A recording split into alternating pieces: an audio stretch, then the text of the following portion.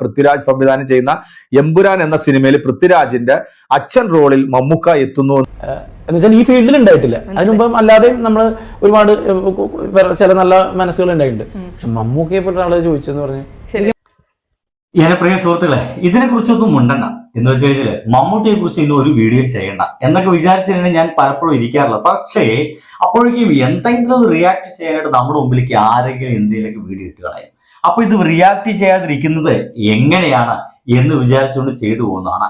ഇനി നിങ്ങൾക്ക് ഇത് ഇഷ്ടമല്ലെങ്കിൽ ഞാൻ ആദ്യം പറയട്ടോ, പക്ഷെ എന്റെ വീഡിയോസ് ഒന്നും ഈ മമ്മൂട്ടിയെ കുറിച്ച് പറയുന്ന കാര്യങ്ങളൊന്നും ഇഷ്ടമല്ലെങ്കിൽ നിങ്ങൾക്ക് സ്കിപ്പ് അടിച്ച് പോകാൻ കേട്ടോ. പേഴ്സണൽ കാര്യമൊന്നുമല്ല. ഉടമ്പി ഇഷ്ടമാണെങ്കിൽ നിങ്ങൾ പരിപൂർണ്ണ കാണുകയും ഒപ്പം തന്നെ ഈ ഒരു ചാനൽ ഒന്ന് സബ് ചെയ്യുക. ഇതുപോലത്തെ വീഡിയോസുകളൊക്കെ നിങ്ങളുടെ മുമ്പിലേക്ക് കൃത്യമായിട്ട് സമയസമയത്തിന് എത്തുന്നതായിരിക്കും. ചിലപ്പോൾ ഇടയ്ക്കിടയ്ക്ക് ചറപറങ്ങനെ പട്ടിപ്പറ്റ പോലെ ഇപ്പൊ നിങ്ങൾ മുഴിക്കേണ്ട വീഡിയോ ഒക്കെ എത്തി വരും. അവാർഡ് ഇപ്പൊ പറയാൻ പോകുന്നത് വളരെ ഇമ്പോർട്ടന്റ് ആയിട്ടുള്ള കാര്യമാണ്. ഒന്ന് കേൾക്കുക. പൃഥ്വിരാജ് സംവിധാനം ചെയ്യുന്ന എമ്പുരാൻ എന്ന സിനിമയിൽ പൃഥ്വിരാജിന്റെ അച്ഛൻ റോളിൽ മമ്മൂക്ക എത്തുന്നു എന്ന് പറയുന്ന ഒരു ഞെട്ടിക്കുന്ന ഒരു വാർത്ത തന്നെയാണ് ഇപ്പൊ വന്നുകൊണ്ടിരിക്കുന്നത്. എന്റെ പ്രിയ സുഹൃത്തുക്കളെ, ഇപ്പോ ഒരു ഗംഭീരമായിട്ടുള്ള വാർത്തയാണ്. എമ്പുരാൻ എന്ന് പറയുന്ന സിനിമ നമുക്കറിയാം, നമ്മുടെ പൃഥ്വിരാജ് മോഹൻലാൽ അദ്ദേഹത്തെ വെച്ച് ചെയ്യുന്ന ഒരു ഗംഭീര സിനിമയാണ്. എല്ലാവരും വളരെ പ്രതീക്ഷയോടെ തന്നെ എമ്പുരാൻ കാണാൻ വേണ്ടി കാത്തിരിക്കുന്നു നമുക്കറിയാം. പക്ഷേ അപ്പോഴും മോഹൻലാലിന്റെ ഒരു സിനിമ വിജയിക്കേണ്ടത് ഒരു ആവശ്യമാണ് എന്നൊരു സംഗതി കൂടി അപ്പുറത്ത് കിടക്കുന്നുണ്ട്. കാരണം ലാലിന്റെ സിനിമകൾ കഴിഞ്ഞ അടുത്ത കുറച്ച് കാലമായിട്ട് ഏത് നല്ല സംവിധായകൻ വന്ന് അദ്ദേഹത്തെ വെച്ച് സിനിമ എടുത്തു കഴിഞ്ഞാലും ഒരു പരാജയപ്പെടുന്ന അവസ്ഥയിലേക്ക് പോകുന്നുണ്ട്. പിന്നെ ജിത്തു ജോസഫ് എന്ന് പറയുന്ന മനുഷ്യൻ എപ്പോഴും സേഫ് സോൺ ആണ്. മോഹൻലാൽ എന്ന് പറയുന്ന മനുഷ്യന്റെ സേഫ് സോൺ ഒരു സംവിധായകനായിട്ട് ജിത്തു ജോസഫ് മാറിയിട്ടുണ്ട്. അദ്ദേഹത്തിന്റെ സിനിമയിൽ സ്വാഭാവികമായിട്ടും അദ്ദേഹത്തിന്റെ ഒരു മേക്കിംഗ് സ്റ്റൈൽ കൊണ്ടൊക്കെ പലപ്പോഴും ആ സിനിമകളൊക്കെ വിജയിച്ച് പോകാറുണ്ട്. അതുകൊണ്ട് ഇപ്പോ എന്തൊക്കെയായാലും ഈ ഒരു സിനിമ വിജയിക്കേണ്ടതുണ്ട്. അതും എമ്പുരാൻ എന്ന് പറയുന്ന ആ ഒരു സിനിമ പൃഥ്വിരാജിന്റെ ഒരു വലിയ സംവിധാന സംഭവമാണ്. ആ സിനിമ വിജയിക്കാം എന്നുള്ള സംഭവമൊക്കെ അവിടെ കിടക്കുന്നുണ്ട്. അത് വിജയിക്കണ്ടയോ എന്നൊക്കെ തീരുമാനിക്കുന്നതിന് അപ്പുറത്താണ് ഒരു കാമിയോ റോളിലേക്ക് എങ്ങാണ്ട് നമ്മുടെ മമ്മൂക്ക കൂടി ആ ഒരു സിനിമയിലേക്ക് വരുന്നുണ്ട്. അതും പൃഥ്വിരാജിന്റെ അച്ഛൻ റോളിലാണ് ആ സിനിമയിലേക്ക് വരുന്നു എന്ന് കേൾക്കുന്നു. എമ്മാതിരി ലുക്കിലാണ്, ഏതവസ്ഥയിലാണ് മമ്മൂട്ടി എന്ന് പറയുന്ന ആ ഒരു മനുഷ്യൻ അതിലേക്ക് വരിക എന്ന് നമുക്ക് പറയാൻ പറ്റില്ല. ഇതിനോടൊപ്പം തന്നെ പറയുന്നത് വേറൊരു കാര്യമാണ്. മമ്മൂട്ടിയെ കുറിച്ച് പലരും പലതും പറഞ്ഞ് കേൾക്കാറുണ്ട്. നല്ലതും ചീത്തതൊക്കെ പലരും പറയാറുണ്ട്.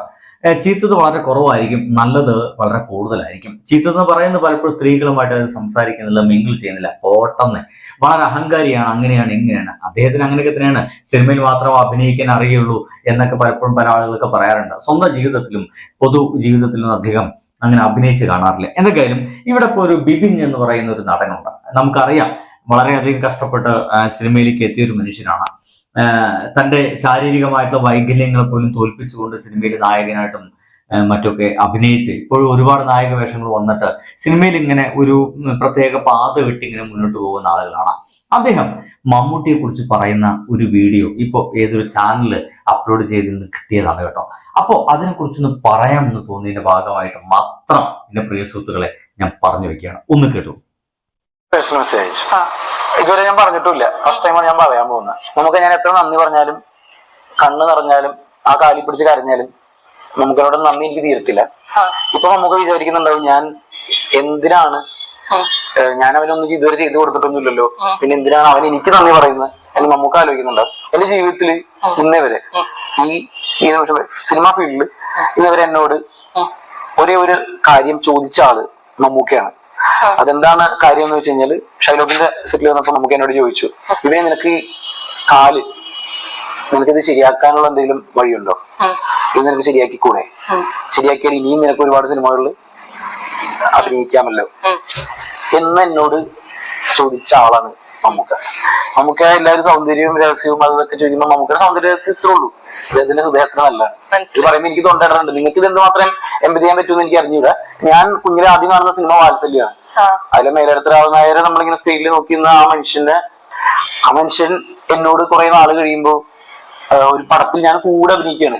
അവരുടെയൊക്കെ ഒരു മതിലിൽ നമ്മുടെ ഒരു പോസ്റ്റർ വന്നതെന്ന് പറഞ്ഞപ്പോ തന്നെ ശ്രമിച്ചാടിയവരാണ് ഞാൻ വിഷ്ണുവൊക്കെ അങ്ങനെയാണ്. ഇവരുടെയൊക്കെ ഗണമല്ല, ഇവരുടെ പാതയിലേ അല്ല സിനിമ. ഇതാണെങ്കിൽ ഞങ്ങൾ വേറെ വഴി വെട്ടിപ്പോയി ഒരു ചെറിയ ചാല് വെച്ച് പോണവരെ ഞാൻ വിഷ്ണു.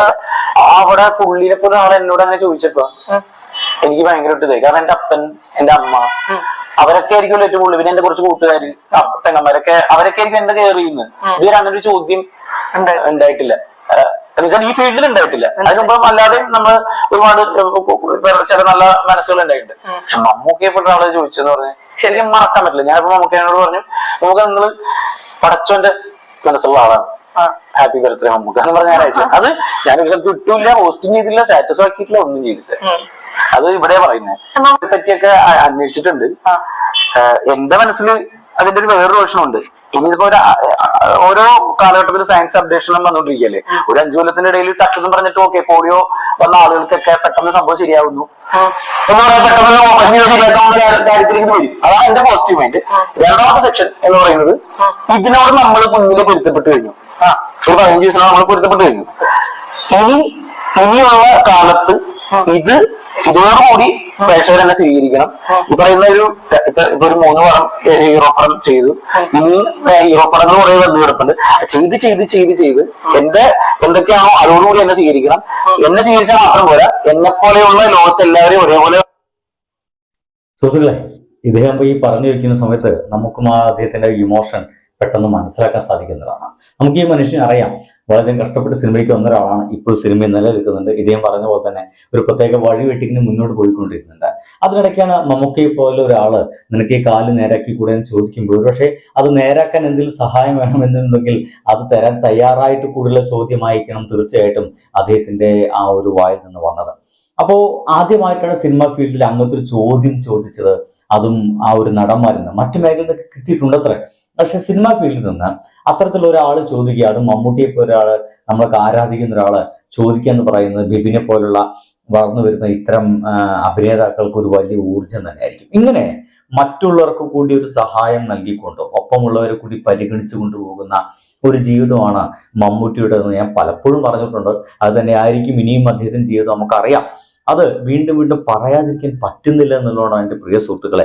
ഇപ്പൊ ബിബിന്റെ വീഡിയോ കണ്ടപ്പോൾ അതോ നിങ്ങളുടെ മുമ്പിലേക്ക് എത്തിക്കുന്നല്ലോ എന്ന തോന്നൽ ഉണ്ടായത് കൊണ്ടുകൂടി മാത്രമാണ് ഇങ്ങനത്തെ ഒരു വീഡിയോ ചെയ്തത്. പ്രിയ സുഹൃത്തുക്കളെ, മുന്നേ പറഞ്ഞ പോലെ തന്നെ സബ് ചെയ്യാത്തവർ ഒന്ന് സബ് ചെയ്യുക. പെട്ടെന്ന് തന്നെ പ്രിയ സുഹൃത്തുക്കൾക്ക് ചുമ്മാ അയച്ചു കൊടുക്കുന്നേ.